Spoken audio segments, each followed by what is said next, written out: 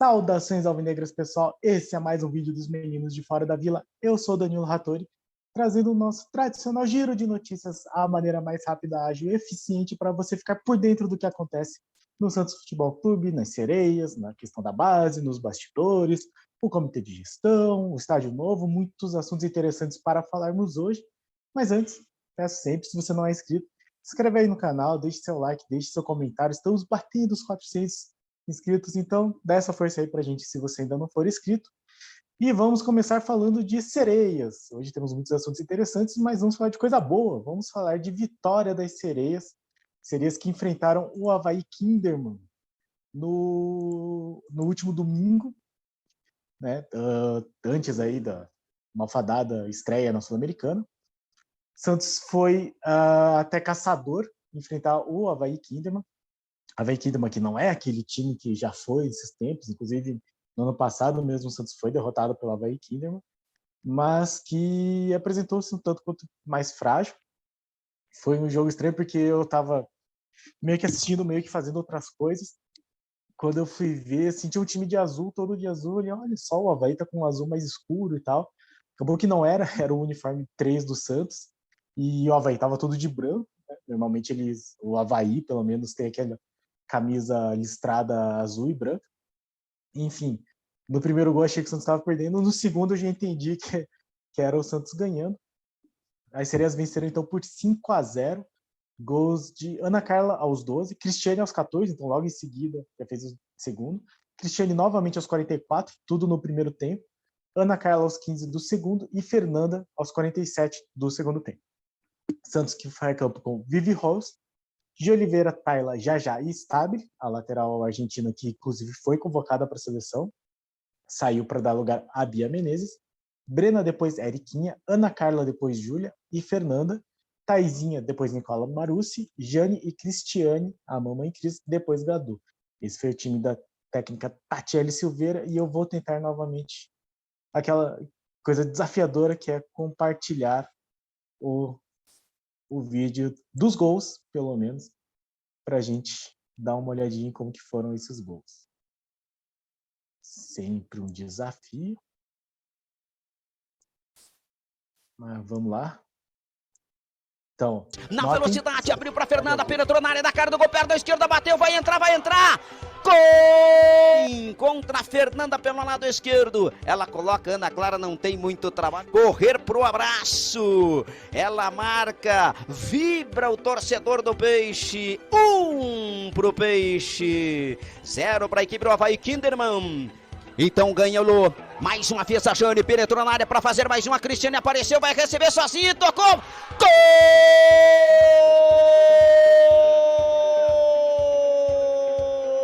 Gol do Peixe.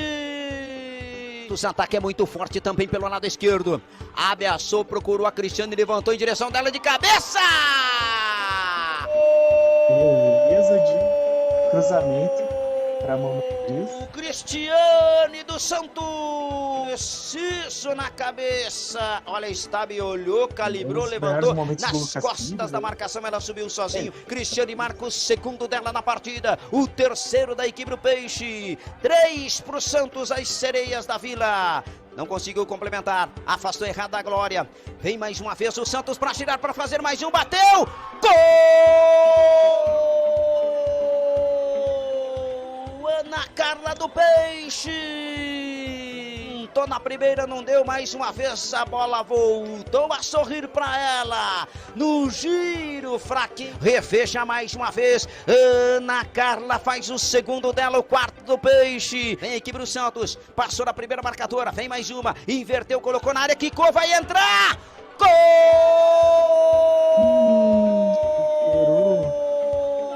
Gol do Santos. Ficou sentindo ali uma lesão, a goleira Mike, olha só o cruzamento, ela estava seguro, o Morrinho atrapalhou, morreu no fundo da rede. 5 para a equipe do Peixe, 0 para a equipe do Avaí Kinderman. Ô Morrinho, hein? Ô Morrinho, Amanda Ferronato vai acabar o jogo. Então aí uma goleada das sereias para novamente buscarem a reabilitação, sereias que vinham de derrota,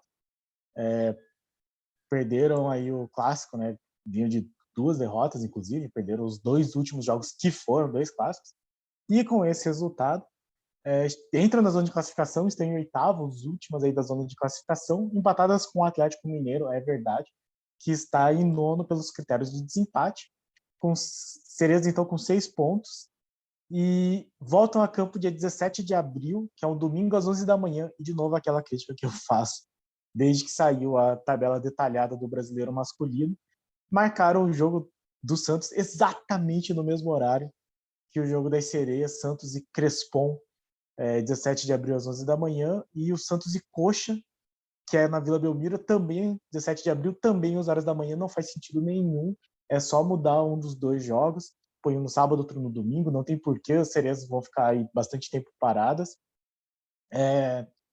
Não cabe você colocar 2 jogos no mesmo tempo, no mesmo lugar, assim, os 2 tendo o Santos como mandante. Poderia ser em outro dia, ou do Coxa. O do Coxa é mais difícil porque o Santos masculino está muito apertado, mas põe o das Sereias no sábado, jogo do Santos no domingo, acho que não teria problemas. E até dá mais opção para as pessoas poderem assistir, né? Então, tendo público.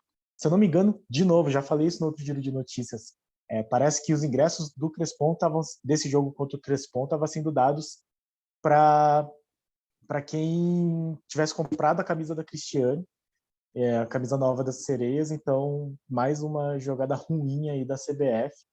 E, enfim, esperamos que tenha algum bom senso. Lá é difícil esperar isso da CBF, mas esperamos um pouco de bom senso nesse caso. Então, até o dia 17, 10 dias aí para as Sereias treinarem um pouco. Até porque foram jogos, assim, a Sereia ganhou os jogos contra times mais fracos e acabou perdendo alguns jogos contra times mais complicados, como Palmeiras e Corinthians. Vamos torcer aí para que daqui para frente elas tenham um pouco mais de regularidade. Ainda falando de Sereias, mas agora das Sereinhas, a CBF detalhou as datas do Brasileiro Feminino Sub-17. As Sereinhas estão no grupo A. Então, dia 13 de abril jogam contra o SMAC, que inclusive tem um time profissional no Brasileirão. Dia 15 pegam o Corinthians e dia 17 pegam o Minas Brasília. Vai ser bem corrido, então. Uma semana só acaba tudo, mas as partidas são mais curtas, são só 70 minutos. E o primeiro do grupo A enfrenta o segundo do grupo B e vice-versa. O grupo B tem Crespon, Grêmio Internacional e São José. E o Santos está no grupo A. Não, tá. O primeiro do grupo A enfrenta o segundo do grupo B. O primeiro do grupo B enfrenta o segundo do grupo C. Não. Segundo o Diário do Peixe, o primeiro do grupo A enfrenta o segundo melhor colocado geral e o primeiro do grupo B enfrenta o primeiro do grupo C. Então, o Santos precisa ou ser o primeiro do grupo A, junto com o Corinthians, SMAC e Minas Brasília, ou ser o melhor segundo colocado para seguir adiante. Falando agora, então, sobre o ônibus do Santos, que acabou saindo aí o modelo. Eu falei no último giro de notícias, vou compartilhar aqui rapidamente. O Santos fez uma votação de 3 opções de layout de ônibus, que seria o fruto da parceria com a Wimob. Então, vou só compartilhar aqui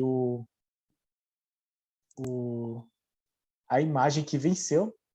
Esse aqui é o novo ônibus do Peixe, então o desenho da baleia com o escrito Santos do Mundo. As outras opções eram... Deixa eu só ver certinho. Eu sei que a que eu votei foi a menos votada, inclusive, mas era uma parte branca com a parte traseira preta, escrito Nascer, Viver e no Santos Morrer, que eu particularmente gostava mais. E a outra também tinha Santos do Mundo, mas era um fundo branco com destaque para o escudo. Então vence essa, que tem um escudo bem grande, e o desenho da baleia. Eu até acho o desenho da baleia legal, é que eu gosto mais, eu acho que é mais atemporal o Nascer, Viver e no Santos Morrer. Enfim, temos um novo ônibus aí para o Santos. E agora só dar uma nota do profissional. O Brian Angulo e o Johan Julio acabaram aparecendo no bid, então eles já estão liberados para enfrentar o Fluminense agora, sábado, na estreia do Campeonato Brasileiro. Nenhum dos dois jogou a Sul-Americana porque ainda não estavam regularizados. E aí a gente começa a questão de estrangeiros no time, né? O Santos Pelo regulamento do Campeonato Brasileiro, o Santos só pode ter 5 estrangeiros, a Sul-Americana é liberado, mas o Santos já tem 6, né? Velasquez, Sanches, Angulo, Johan Julio, o Rodrigo Fernandes e o Goulart, que é naturalizado chinês, então, a menos que ele consiga ter uma dupla nacionalidade, eu não sei como ele faria isso, não sei se é possível, ele é um dos estrangeiros e aí o Santos precisa escolher um para ficar de fora da relação. Imagino que não possa nem ir para o banco, imagino eu. Porque não faz sentido, na minha cabeça. Você tem, tipo, 5 estrangeiros em campo, e aí você pode tirar um para colocar o outro. Não vejo lógica, acho que é 5 estrangeiros relacionados. Mas, de qualquer forma, então, o Bryan Angulo, centroavante, está aí, já é capaz que ele entre para ganhar uns minutos, porque é possível que ele seja o titular no jogo da Sul-Americana, que é quando o Marcos Leonardo não pode jogar. E o Johan Julio, ele é esse meio atacante meio parecido com o Goulart, então talvez a gente veja ele no decorrer da partida. Continuando só sobre essas notícias do profissional, o Kaique fraturou o nariz, então ele possivelmente não joga. Parece que ele vai continuar treinando, mas alguma coisa mais leve. E o Léo Batistão está quase voltando aí para os treinos. E o Ângelo parece que voltou e já fica liberado para ser relacionado contra o Fluminense. Certo? Falando então um pouco de bastidores, estou deixando a grande notícia para o final. Apesar de não ser ainda uma grande notícia, mas enfim. O Walter Schalka pediu desligamento do Comitê de Gestão do Santos, foi ontem, na quarta-feira, e ele é o 4º cara do CG a sair. Já deixaram o José Renato Quaresma, o José Berenguer e o Ricardo Campanário. Ele era o CEO da Suzano, enfim. Era um cara que, por exemplo, o Giovanni Martinelli falava muito que queria que participasse da gestão do Santos, e parece que ele era um cara que negociou muito questões de dívidas com outros clubes, dívidas, até a questão das dívidas trabalhistas. Então eu imagino que ele tenha tido muita participação naquela artezinha lá das 10 dívidas pagas, que era uma das bandeiras aí do Rueda. Enfim, ele alegou excesso de carga de trabalho profissional e elogiou bastante o Rueda, disse que é um cara muito íntegro, que é um cara muito honesto, trabalhador, enfim. E agora o Santos está com -2 do comitê de gestão. Inclusive, até o Rueda deu uma entrevista hoje para o UOL, falando sobre isso, assim, que sendo comitê de gestão, a única vantagem é ver o jogo no camarote. Porque é só trabalho, enfim, você não tem muitas vantagens, né? E o Santos, no momento, então, tem o José Carlos de Oliveira, o Dagoberto Oliveira, o Rafael Leal, o Thomas Cortial, que já tinha entrado no lugar de um deles, o Vitor Sion e o Renato Agopian, que foi aprovado recentemente, acho que semana passada, como membro do CG, além do próprio Andrés Fueda, o presidente. Certo? Então, o Comitê de Gestão do Santos apenas com 7 membros dos 9 possíveis. E, para terminar, a notícia que agitou os torcedores do Santos hoje: Santos e W Torre chegaram em um acordo sobre o valor do projeto da nova Vila Belmiro e sobre o modelo financeiro para a construção do novo estádio do Peixe. Então, hoje de manhã, o Santos fez uma reunião com a W Torre. Era uma reunião que já estava marcada para 4 de abril, que daí foi adiada, enfim, e que retomava esse assunto da nova Vila Belmiro, que teve aquele projeto, aquele vídeo e tal, super grande, mural, não sei o quê, e ciclovia e tal, e que acabou sendo meio que cancelado pela alta de preços dos materiais. Enfim, teve pandemia, depois guerra na Ucrânia, invasão da Rússia, enfim. Então, pelo menos o comitê de gestão e a W Torre chegaram num acordo, Santos e W Torre. Agora ela vai para a discussão do Conselho Deliberativo, e aí eu acho que é o grande perigo. Perigo no sentido de não ser aprovado, né? Eu acho que é onde pode travar. Porque o Conselho Deliberativo é aquela junção de muitas pessoas com muitas visões diferentes, e algumas nem sempre, assim... O Santos tem essas peculiaridades que a gente fala, né, da questão política. Muita gente lá pode não se interessar em ter uma arena nova por N motivos, assim, perda de privilégios ou até uma mudança da maneira como ficam as cadeiras, até uma questão política, eventualmente. Então, assim, tudo isso pode influenciar, além das questões que podem existir mesmo, né? Por exemplo, você vai fazer um estádio muito grande, você vai ficar 2 anos sem a Vila Belmiro, depois faz uma arena com muito mais gente, que talvez não seja sempre preocupada pelos torcedores, já que o público médio da Vila Belmiro hoje é muito pouco. Talvez fazer uma arena que não tem um valor acessível de ingressos, então já dificulta o acesso ao torcedor. Então existem vários pontos assim, e todos eles, imagino, serão discutidos nesta reunião do Conselho Deliberativo do clube, em reunião a ser marcada nas próximas semanas pelo Celso Jatene, o presidente do conselho no momento. Depois disso, caso aprovado pelo conselho, a ideia é que se convoque uma assembleia de sócios para que nós, sócios, possamos votar sobre o projeto. Eu imagino que chegando na mão dos sócios vai passar, porque parece que todos os torcedores estão bastante empolgados, assim, a grande maioria está bastante empolgada. E então acho que é uma oportunidade interessante para ter essa nova arena, e é bom a gente ficar acompanhando para poder visitar a Vila Belmiro aí antes da sua demolição, que, enfim, futebol moderno, né? Demanda esse tipo de mudança, assim, de evolução na vivência do futebol. Particularmente, eu acho que sim, seria muito bom. Inclusive, tendo uma arena, eu estava aqui pensando, muita gente comenta, né, sobre isso, sobre como o Santos, por um lado, não privilegia os torcedores de São Paulo, que são a maioria, é fato, a maior parte dos torcedores do Santos estão em São Paulo, divididos por muitas outras cidades também, mas assim, se tivesse que pegar a cidade que concentra mais torcedores do Santos é a cidade de São Paulo, mas Santos tem muito potencial e eu acho que Santos Clube e Santos Cidade não dialogam também quanto era possível.